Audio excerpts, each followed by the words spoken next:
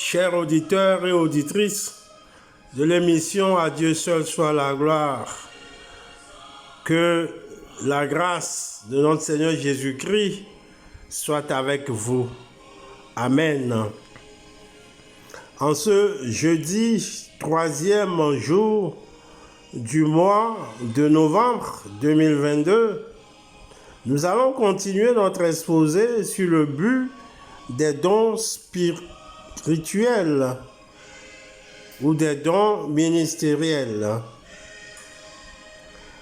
Nous savons que tous les membres du corps du Christ ont un rôle à jouer pour l'édification de l'Église et pour la gloire de Dieu. Cependant, Christ a donné les 5 dons ministériels dans un but défini.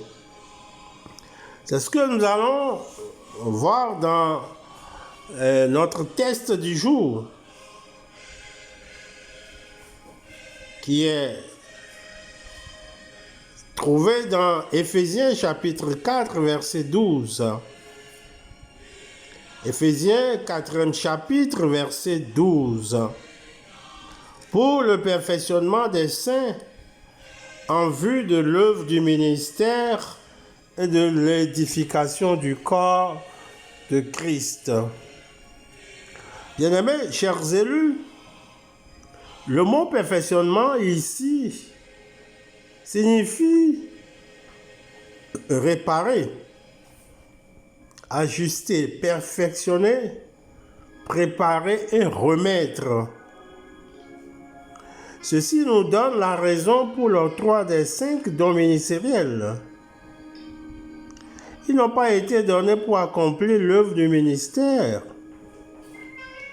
Nous devons nous en servir pour réparer des vies brisées et pour préparer les croyants pour qu'ils puissent accomplir l'œuvre du ministère.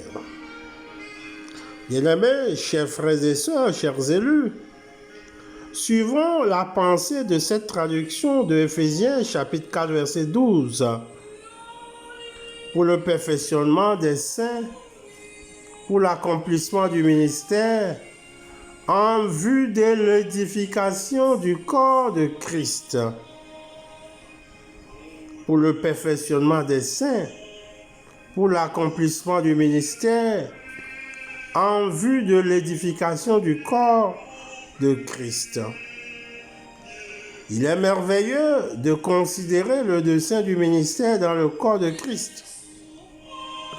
Christ a donné à certains individus dans son Église des dons ministériels pour qu'ils s'en servent pour aider les saints à servir pour le bénéfice de l'Église entière.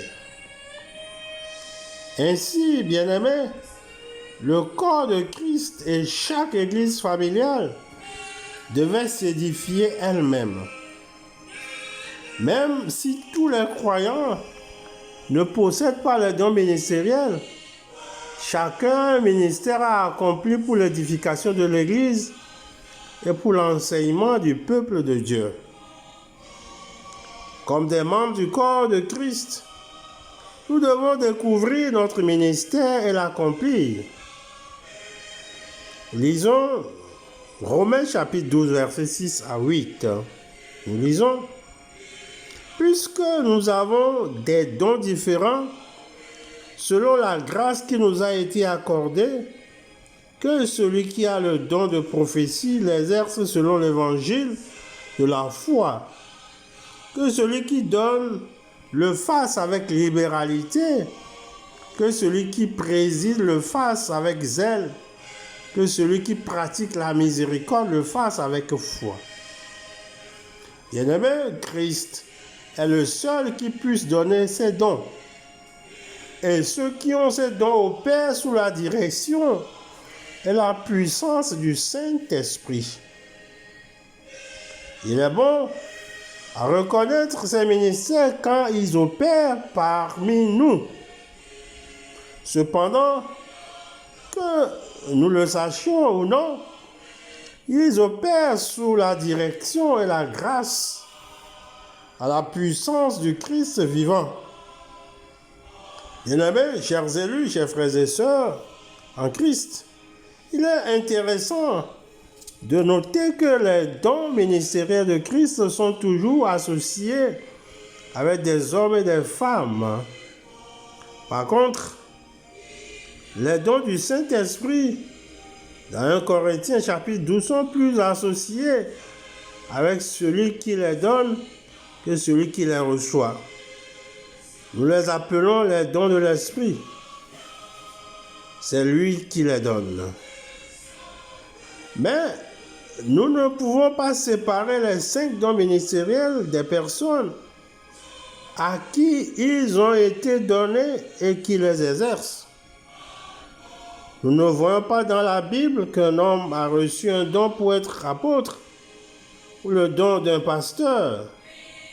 Plutôt, nous lisons, il a donné les uns comme apôtres, les autres comme prophètes.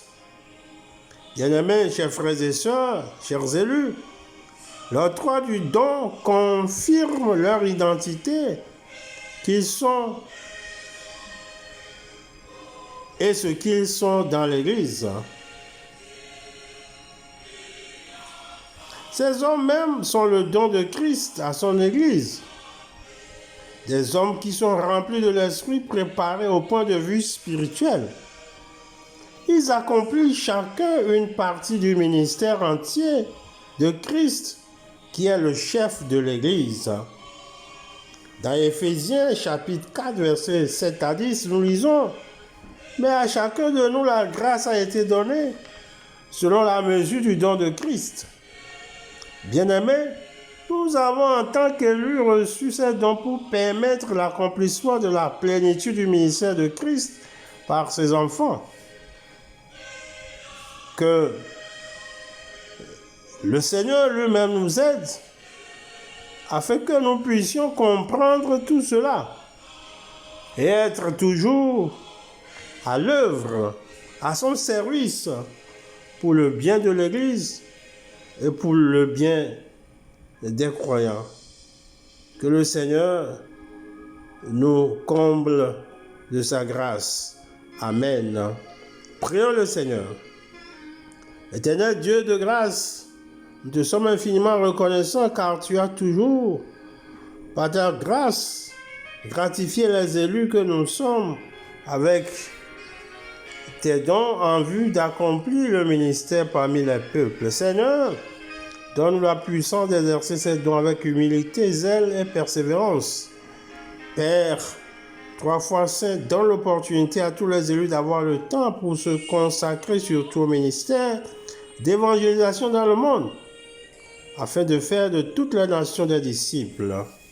Seigneur, prépare-nous pour ce jour, pour que nous soyons dans la paix et dans la joie.